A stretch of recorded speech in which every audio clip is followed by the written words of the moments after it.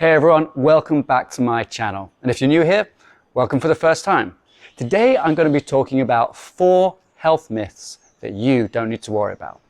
But before I do that, if you're interested in lifestyle medicine, longevity, rehab and stretches, make sure you like and subscribe to this channel.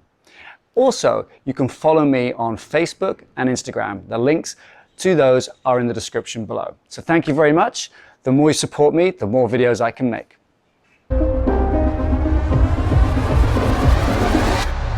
Health myth number 1, 10,000 steps. Now, where did that come from? We're told that to be healthy and optimally healthy in this world, that we have to walk 10,000 steps a day. Has anyone actually ever tried that? It's a long way. Now, you'd hope that a group of smart scientists came together from multiple countries, looked at all this data, and concluded that to lower heart disease, to lower stroke, to lower cancer, and so on, that there was this optimal window of around 10,000 steps. More than that, and perhaps it's still good, but you know, the payoff decreases. Under that, you had a higher risk of getting these things. Turns out that's not what happened. It was actually first proposed by a Japanese marketing company trying to market a pedometer in the 1960s. The reality is a little different. A research team out of the University of Massachusetts looked at 15 different studies with a total of 50,000 people. And what they found was that over the age of 60, your health benefits happen at around 6,000 steps. Not 10,000, which is a huge saving in time and effort if you don't have to walk those 4,000 steps every day. However, if you are under 60, well, things are a little bit different. Research published in The Lancet said that between 8,000 and 10,000 steps is still acceptable for the youth. Myth number 2, eat 5 a day. Eat 5 pieces of fruit and vegetables a day. Where did that come from? Well, that was from the WHO, who recommended we eat 400 grams of fruit and vegetables a day. But where was their research? Turns out the research wasn't that strong. And it's very confusing. 400 grams, what does that mean? I mean, I'm English, so I roughly know what a gram is, but imagine if you're from a country that doesn't use the metric system. Imagine if you measure things in cats per ironing board squared, as Eddie Izzard likes to say, or whatever it is that big country, not naming any names, America, measures in. I have no idea. It must be very confusing for them. Anyway, 400 grams, 5 pieces of fruit and vegetable, or is it that 5 a day seems to rhyme? I think it's the rhyme that's quite nice. Turns out research in 2017 called Pure studied 135,000 people from 15 different countries with low socioeconomic, middle and high socioeconomic statuses. And the lead research concluded that actually 3 to 4 bits of fruits and vegetables a day gave just the same health benefits as 5. Health myth number 3, drink 8 glasses of water a day. Again, what does that mean?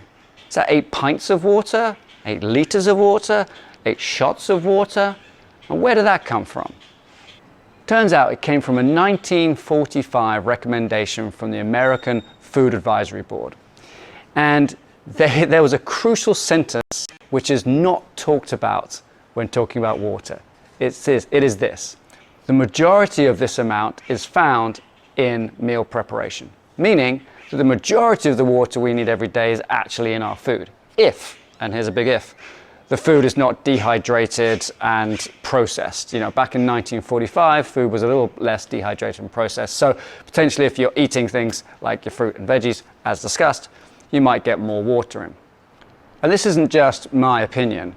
Back in 2007, some researchers were published in the British Medical Journal saying that there's absolutely no evidence for that recommendation. In fact, drinking too much water can actually lead to serious health consequences. So how much do we need to drink? Well, use your thirst as a guide, although there is a counter-argument to say that thirst is not the best indicator of dehydration because it lags, and that is true. However, I like to start the day with a big glass of water.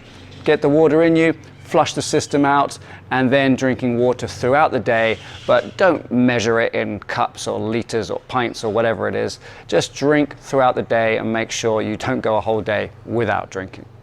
Health myth number 4, starve a fever, feed a cold.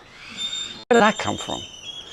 You know, is that a test that they did where they would starve some people if they had a fever and document it? I don't know. Anyway, the research says this.